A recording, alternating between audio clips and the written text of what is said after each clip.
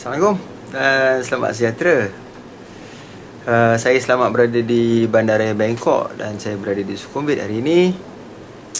Dari pagi ni agak sibuk sikit, penat dari semalam berjalan. Dan inilah dia bilik saya yang tidak seberapa besar ya. Tengok ni lah katil yang macam tong-tong tu semua kat bawah.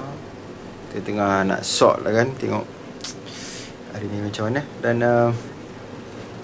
kita toilet yang agak kecil ni boleh lah muat. So ni je lah besar biliknya, tak ada apa. Dan saya nak sambung cerita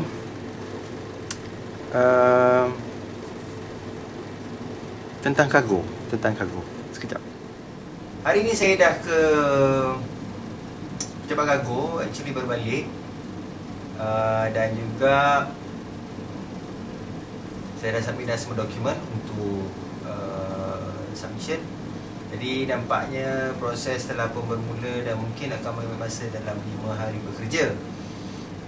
Dan kalau kita tengok 5 hari bekerja dia kira bermula esok, Selasa, Rabu, Khamis, Jumaat. Nak jadi cerita, hari Senin cuti pejabat kargo.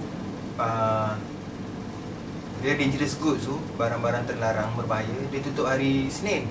Hari Selasa dia kerja, hari Rabu pula cuti, Berdi Agung, Berdi Raja.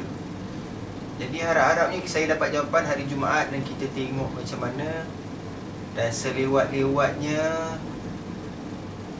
hari Rabu minggu depan motor dah boleh masuk kargo dan bergerak menuju ke Kathmandu.